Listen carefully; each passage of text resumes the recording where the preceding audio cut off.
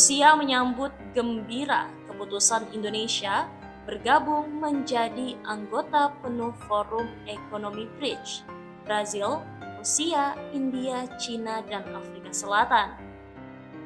Pernyataan itu disampaikan langsung Kementerian Luar Negeri Rusia melalui rilis di akun resmi Telegram.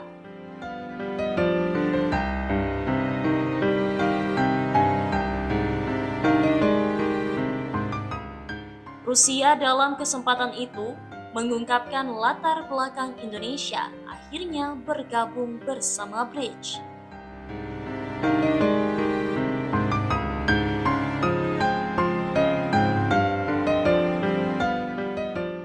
Kementerian Luar Negeri Rusia melanjutkan, selama kepemimpinan Rusia di Bridge pada 2024, Indonesia mengajukan permintaan resmi untuk bergabung Bridge.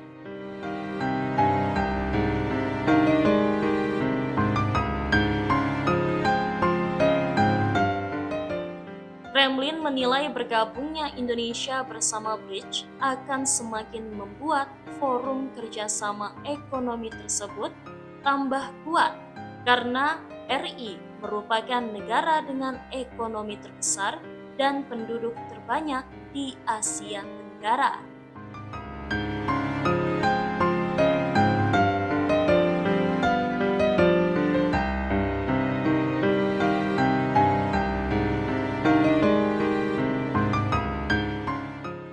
Kepastian Indonesia bergabung ke dalam Bridge disampaikan oleh Brazil pada Senin 6 Januari. Brazil yang memegang jabatan presiden blok tersebut pada 2025 mengatakan negara-negara anggota lain sudah menyetujui masuknya Indonesia secara konsensus sebagai bagian dari dorongan perluasan saat pertemuan puncak Bridge pada 2023 di Johannesburg. Malaysia Singapura perkuat kerjasama. Malaysia dan Singapura menyepakati perjanjian bersama penerapan Kawasan Ekonomi Khusus atau KEK, Johor Singapura atau Johor Singapore Special Economic Zone atau JSSZ, dengan tujuan menarik investasi inovatif global. Perdana Menteri Malaysia Anwar Ibrahim dan Perdana Menteri Singapura Lawrence Wong menyaksikan pertukaran dokumen perjanjian tersebut di Putrajaya sebelum memberikan keterangan media bersama yang diikuti secara daring di Kuala Lumpur Selasa 7 Januari. Kedua pemimpin negara mencapai beberapa kesepakatan terkait penerapan KEK tersebut yang mereka yakini akan mendorong pertumbuhan ekonomi regional dan memberikan manfaat besar bagi kedua negara.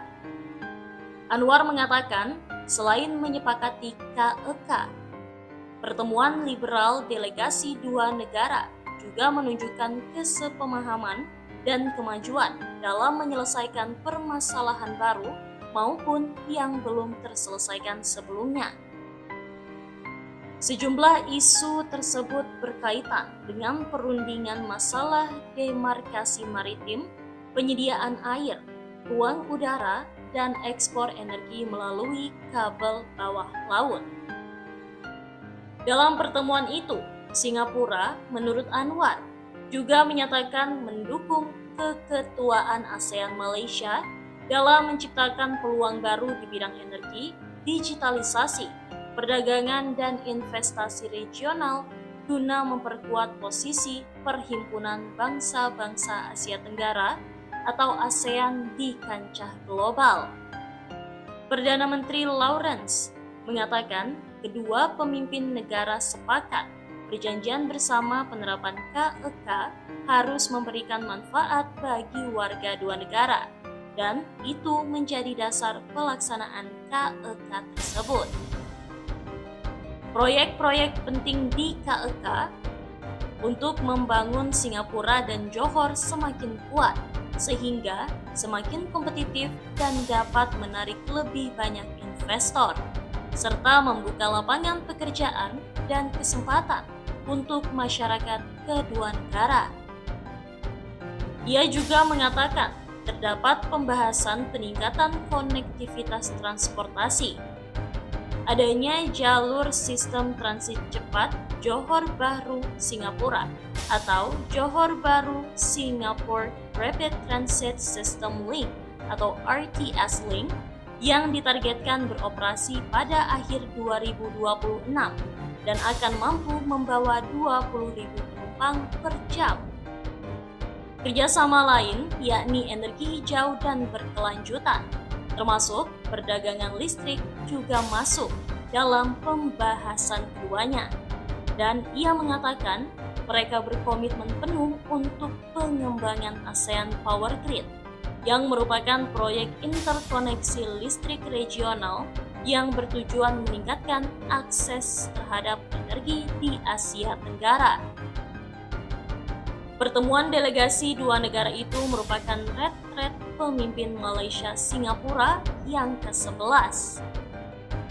Pada kesempatan tersebut, kedua pemimpin negara juga menyaksikan pertukaran 6 nota kesepahaman atau MOU dan 1 Letter of Intent atau LOI terkait kerjasama di bidang-bidang pendidikan, perempuan dan kesejahteraan sosial, perubahan iklim, penangkapan dan penyimpanan karbon, pembangunan perkotaan, serta upaya memerangi kejahatan lintas batas.